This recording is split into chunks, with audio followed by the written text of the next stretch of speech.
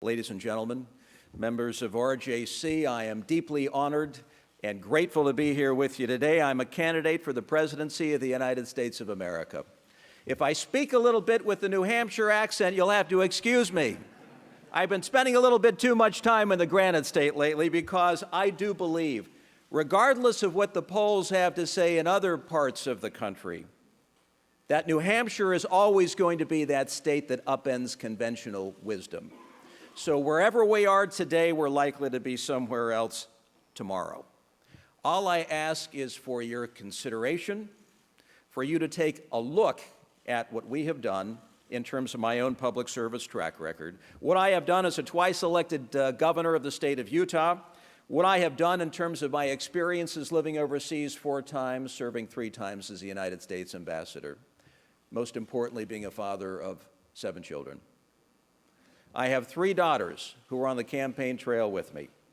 And if you want to see some of their antics, I just ask you to go onto YouTube. And you can see what a video gone viral actually means. So the candidate can give a speech on foreign policy and get 5 hits on YouTube. My daughters can do a corny, spoofy video, and it will go viral overnight.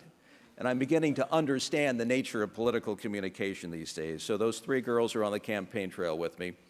2 boys in the United States Navy, and I'm honored and delighted that they're willing to wear the uniform of the United States. 2 little adopted girls, one from China and one from India, and every day I look into their eyes when I am home, which isn't often, and I'm reminded of the world that they're about to step into, which leads me to where I am here today. I just want to tell you straight up, I'm not going to pander. I'm not going to contort myself into a pretzel. If you want one of those, you can look elsewhere. I'm not going to sign those silly pledges. I'm the only candidate on the debate stage who will not do that. Thank you. I will not go to a Don Trump debate either, by the way. But I don't want anyone leaving this great room without understanding exactly why I'm running for President of the United States.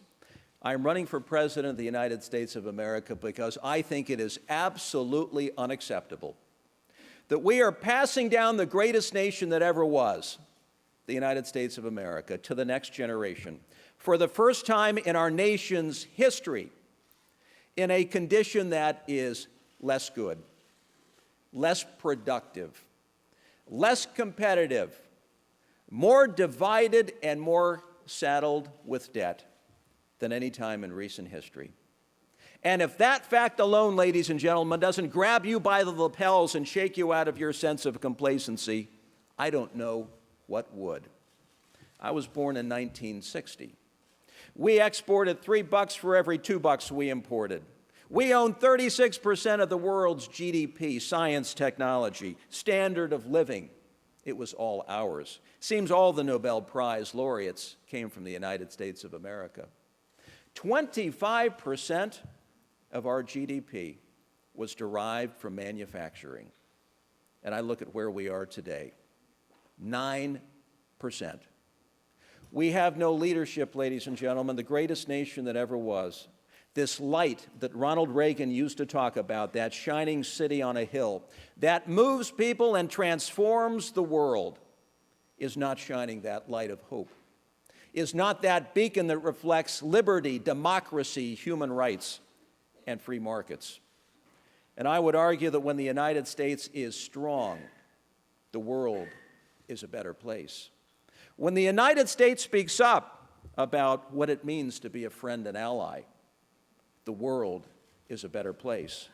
We have not spoken up as a country in a very long time about what it means to be a friend and ally of the United States, and that must change. So too must 2 of the deficits that we face, that I think are at the core of where we sit today as people. Number 1 is an economic deficit. You see, we have $15 trillion in debt, and I would liken it to cancer, which is metastasizing in this country.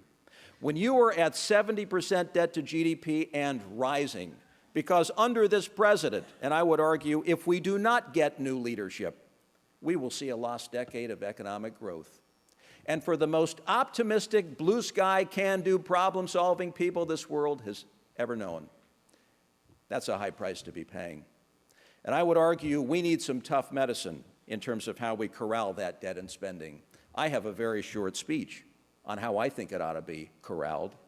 I like the Ryan Plan. I think the Ryan Plan takes a hard-hitting and aggressive approach. Thank you. $6.2 trillion over 10 years. People say, why? And I say, why not? You cannot sustain this nation at 25% spending to GDP. We've got to get back to 19%, something that is more sustainable, and the Ryan Plan allows us to do just that. But beyond debt and spending, because that is only part of the equation, ladies and gentlemen, I want to do for this country what I did for my state. I come from a pretty great state, but it wasn't number one in this nation. I ran for governor in 2004 on a promise to my people in the state of Utah that we would fire the engines of growth, that we would reform the tax system, that we would deliver that state as the number one state for business in the United States. Of course, people laugh when you talk about that, but I got elected on that platform in 2004. It took us 2 years, but we delivered a flat tax to the people of our state. Now, I hear candidates talking about tax reform, a little nibbling around the edges here or there. I don't know another candidate in this race who's actually delivered a flat tax and engaged in the kind of meaningful tax reform that I delivered to the people of my state. What did it allow us to do? It allowed us to triple the rainy day fund. It allowed me to deliver the largest tax cut seen in the history of our state. It allowed us to become the best managed state in America, so said the Pew Center. It allowed us over time to get unemployment down to 2.4%. Remember those days? We became the fastest growing state in America because people simply wanted the dignity of a job. And I say this economic deficit that we are facing today is having profound consequences, the likes of which I don't even think are registering for a lot of people. This thing called joblessness. 15 million of our fellow citizens who were without the dignity of employment, and millions more beyond that who were so dispirited they've just given up trying. That's homes, that's neighborhoods, that's communities who have been shipwrecked by today's economy. That's moms and dads, and that's families who find it impossible to get back on their feet today. And I would tell you this divide that stands in the way of we as Americans is not natural. It isn't who we are. It isn't American. And I say we're not going to be able to address this divide we have in this nation until we can address the issue of joblessness. And we're not going to be able to address this issue of joblessness until we can corral the debt and spending, which is having a drag on our economic performance. You see, you get to 70, 80, 90% debt to GDP, your economy just won't grow. As a former senior negotiator between the United States and Japan 10 years ago, working on issues like non-performing loans, structural barriers, and the Keiretsu system that made it impossible for a new business startup to get on its feet, I say, this country is too good and too smart to move in that direction. Deficit number 2, that as President of the United States, I want to go after with equal enthusiasm and energy. It isn't an economic deficit. Ladies and gentlemen, it is a deficit of trust. Because today in our country, our people no longer trust their institutions of power. And no one wants to talk about it. No trust left in Congress. 8% approval? I'd like to find where those people are hiding out. No trust in the executive branch with a president who cannot lead at a time when this nation so desperately needs leadership. No trust toward Wall Street with banks that are too big to fail. And I say, when you see me as a candidate and you watch our rise in New Hampshire, because that's exactly what is happening. We've gone from a margin of error candidate to now a candidate knocking on the door of 4th or 3rd place, low double digits.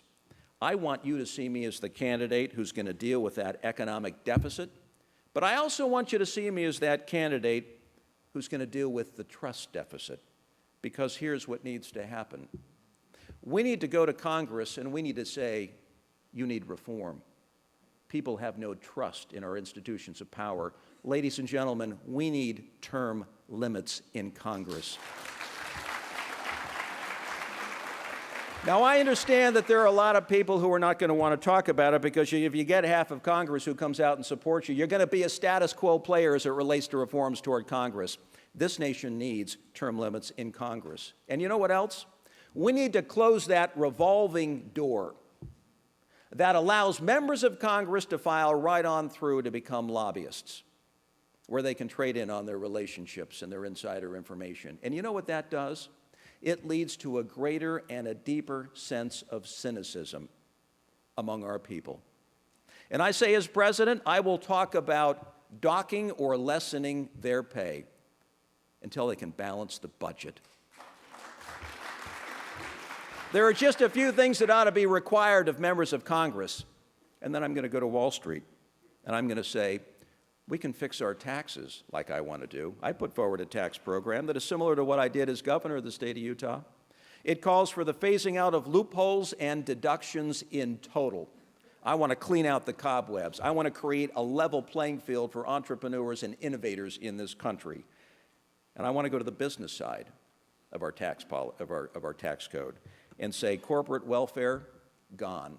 I can't think of a better way to clean up this town than eliminating corporate welfare in total. Because if there's nothing to lobby for on Capitol Hill in terms of additional breaks and loopholes, there's nothing to lobby for. And I say, we've had enough as people. We want that eliminated, along with subsidies in this country, because we can no longer afford subsidies given where our economy is. We have hit the wall. But as we move forward, recognizing full well that we need to fix our economic deficit, but our trust deficit as well, we can fix taxes. We can get the regulatory environment in line, and to do that, we're going to have to repeal Obamacare. We're going to have to repeal Dodd-Frank. Thank you. And part of the reason why on Dodd-Frank is because it gives rise to too big to fail in our banking system. The president had an opportunity to address this issue, and he didn't. So it doesn't matter what we do in terms of tax reform and regulatory reform and taking steps toward energy independence, which I think is absolutely needed and doable in this country. If we are left with a system that has 6 banks that together have combined assets that are equal to 66% of our nation's GDP, $9.4 billion, none of them can go down because we all go down if they do. They are too big to fail. They then have an implied bailout on the part of the taxpayers.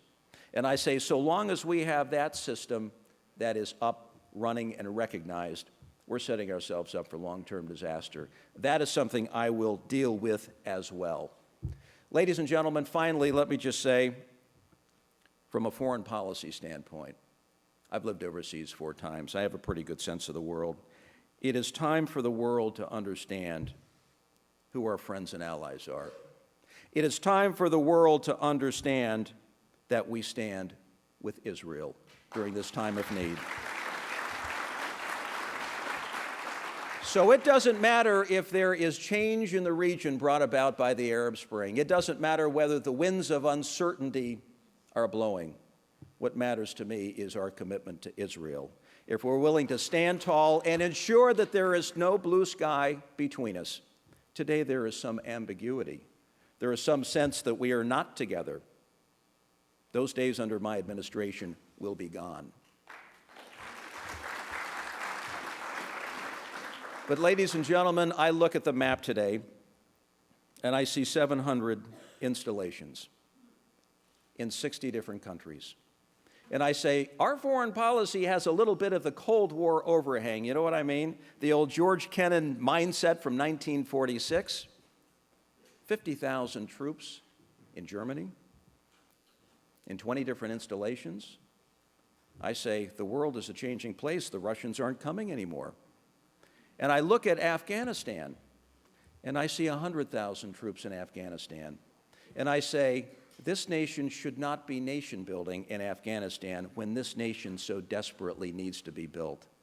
You see, we have no foreign policy in this country. We're not able to project and radiate the values that we stand for until we fix our core.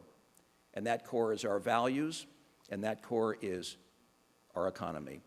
So under a Huntsman administration, I want a foreign policy that recognizes where we are the second decade into the 21st century. I want a foreign policy that is led first and foremost by economics, because it's one thing to secure the premises of the world without the economic benefit. It's another thing to secure the premises of the world while everybody else gets the economic benefit. So it used to break my heart in Beijing, running the second largest embassy in the world, 100,000 troops in Afghanistan involved in a counterinsurgency when the Chinese would go in and they would take the mining concession. And I say there's something fundamentally wrong with this picture. Ladies and gentlemen, I want a foreign policy that recognizes the value and the power of free trade. I want a foreign policy that recognizes the value and power of investment and international economic engagement, number one. Second of all, I want a foreign policy that recognizes that as far as the eye can see into the 21st century, we have a problem called terror.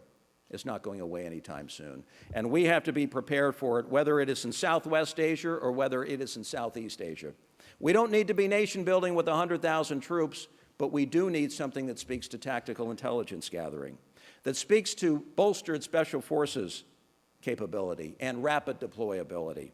And we do need something that speaks to ongoing training with our friends and our allies, not just in Southwest Asia, not just in Southeast Asia, but I would argue in every corner of the world. Number three, I want a foreign policy, once again, that reminds the world what it means to be a friend and ally of the United States. And when you are a friend and ally of the United States, there are certain commitments economically and from a security standpoint that we will stand up and we will meet.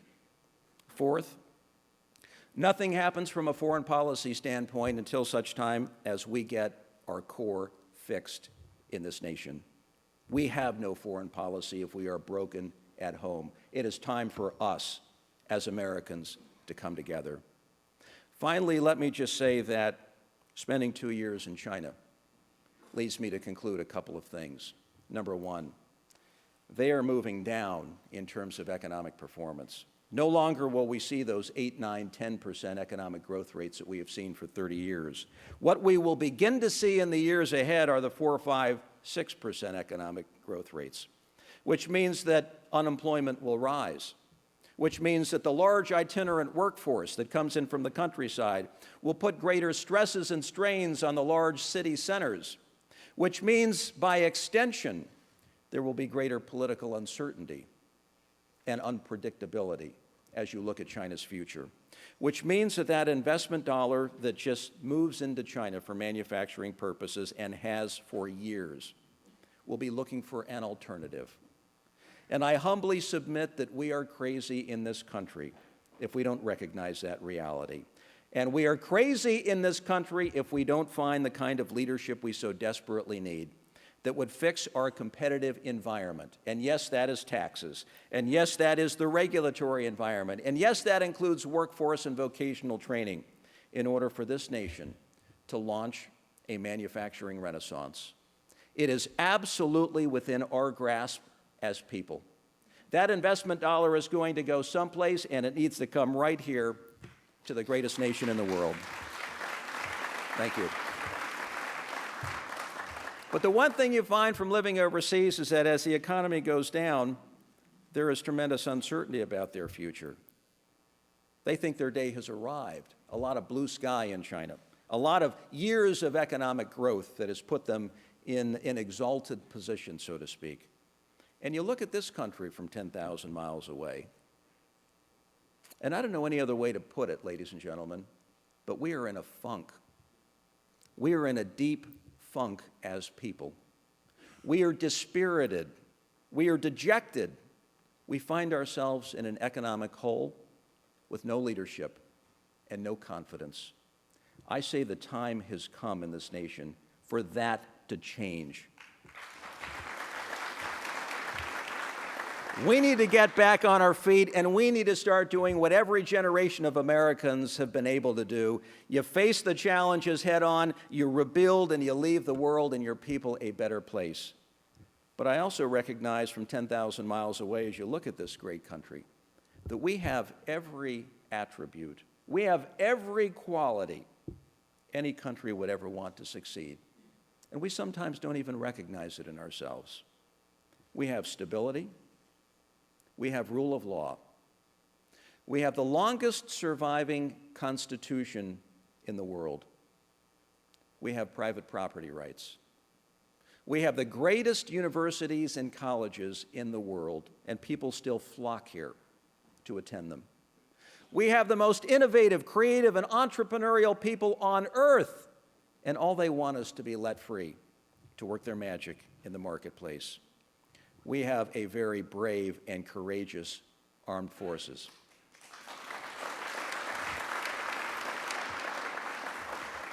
What we don't have is leadership. What we don't have is confidence, ladies and gentlemen, and what we don't have is a way forward. Now, Barack Obama won the election in 2008 on this thing called hope. Who wouldn't want hope, for heaven's sake? Proving the point that you can win the presidency on a mantra. But that doesn't guarantee that you can lead. And we see what the consequences have been. The president had 2 years to get this economy right, to infuse a little bit of confidence in our direction. He has failed. That door has closed, and it doesn't matter whether he goes to Illinois, Ohio, California, or New Hampshire. Nobody cares. Nobody's paying attention. It doesn't matter if he puts a small pro-growth proposal on the table. People have tuned out, and now they're looking to 2012. And I humbly submit that this will be the most important election of our lifetimes. I humbly submit that this election will be based on real leadership and real solutions. And I humbly submit that I will be your candidate. Thank you so very much for having me here. I appreciate that. Thank you. Thank you. Thank you. Listen, now we'd be happy to do questions. Ladies and gentlemen, Q&A mics are available in either aisle. Jennifer Laszlo, Mizrahi from the Israel Project. It was a real pleasure to meet with you in China when you were the ambassador there, and you were very gracious in helping do tremendous things on sanctions for getting sanctions on Iran. The Israeli ambassador, Ambassador Nadai, could not have spoken more highly of what you had done for Israel and the U.S.-Israel relationship and in pushing a joint agenda forward. You didn't address those issues in your prepared remarks, and your extraordinary achievement in the sanctions on China, and given the important role that China plays in the future, I just wondered if you could comment on that. Let me just say that Ambassador Amos was a close friend, is a close friend. In a place like Beijing, when you're working in pretty difficult and challenging circumstances, you begin to understand who your true friends are in the world. And I had no closer friend than the Israeli ambassador to China, Amos. Thank you. I would say that we must recognize first and foremost that the transcendent issue of this decade is Iran and their aspirations to achieve nuclear status. I believe personally that they've already made that decision internally that they want to become a nuclear power. And I think they've done so having analyzed North Korea, which has a few crude devices, and they've looked at Libya, for example, where they had nuclear status that was given up in exchange for friendships abroad. And I think they have concluded that they want nuclear status. So we can talk about sanctions. We can layer additional sanctions on top of those that are there. All the while, the centrifuges continue to spin. And at some point, we're going to face the reality of enough fissile material out of which to make a weapon. That's the reality. I'm a realist, ladies and gentlemen, and I don't pretend to see it any other way. Now, we can go back to China and we can go back to Russia and work on more Security Council resolutions, but I think the reality is this. What needs to be done at this point is very specific language in the annex of the Security Council resolutions. You can get flowery language that most members of the Security Council will buy into, and that's kind of where things are. And then you have to get very specific beyond that about trading companies, banks, individuals, companies that are part of your sanctions. That's the hard part. And that's where I think it will be very difficult to get the Chinese on board. And I think it will be very difficult as well to get the Russians on board. So we are left with an environment that means more than ever before our consultation, our friendship, our alliance with Israel really does mean something. Because I think we will get down in the next 1 to 3 years to a conversation with Israel that will go something like this, coming from the Israeli government. Are you with us or not? I think we will have that conversation. And we as a country better be prepared for that conversation. As for me, if you say you want to live with the nuclear Iran, then you have to live with the implications of proliferation in the region. Saudi Arabia, Turkey, probably Egypt. I can't live with that outcome because I think the consequences of that kind of outcome and the proliferation implications are disastrous for the region. So if you can't live with a nuclear Iran, and I can't, then you have to say that all options are on the table. And for me, all options are on the table. And it means that when Israel strikes up that conversation, as I believe they will, you better be prepared to remember and put in place what that relationship and what that alliance actually means. Thank you. Thank you very much. Thank you. Thank you. Hello, Ambassador Huntsman. I'm Eugene Kantorovich from Northwestern University. As a former diplomat, as someone who has served our nation as an ambassador, what would you think of the comments recently made by the ambassador to Belgium, and what does it say about the administration's policy that it has not publicly rebuked him, fired him, or what measures would you find appropriate in the current circumstances, having yourself served this administration in a similar capacity? I would say that it speaks volumes about the continued ambiguity that this administration has toward Israel. And you've got diplomats who are using that kind of language. I say these aren't speeches that are cooked up at the local level within the embassy. They go high up within the State Department and probably within the National Security Council. And I think somebody ought to ask for an explanation in full as to what this means and who is responsible for the language. Because chances are it isn't just the diplomat, but goes much higher than that. As Thank you. president, what would you have done with this ambassador under the circumstances? Well, if the ambassador was not at fault, you could easily recall the ambassador, but I say it would probably serve a much better and deeper purpose by finding who higher up within the organization was responsible for that language and deal with it at that level. Yes, sir. Thank you for being here today, Governor. I'm David Edmond from Philadelphia. A week ago in the Jerusalem Post, there was an article that ranked the Republican candidates in terms of being good for Israel.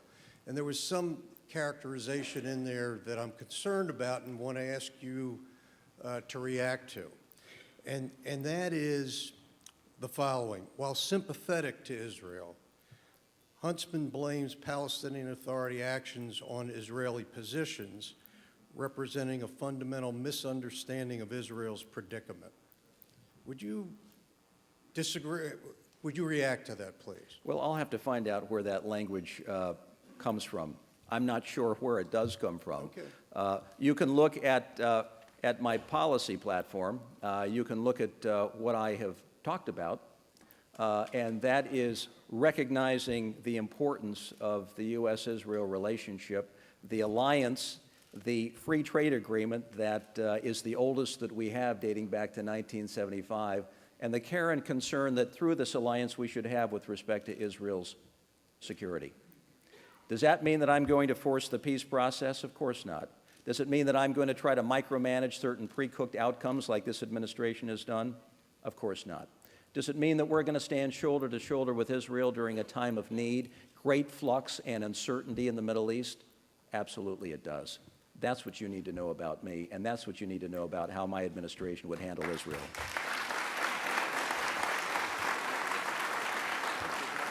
Thank you. Thank you. Thank you, Kim. It looks like the time is up, but I want to thank you all who are members of RJC for the work that you have done, for the education that you bring to candidates, and for your willingness to be involved with the Republican Party. I say that there never has been a time quite as important as the times we face today for you all to be involved and to be active in rebuilding the greatest nation that ever was, in rebuilding the strength that we all know we have within the United States of America. It is critically important because as we strengthen who we are, we radiate that goodness. We radiate that set of values to the rest of the world. And I must tell you, having lived overseas 4 times, I see how those values move people, change events, and make history for good. Thank you all so very much for being here.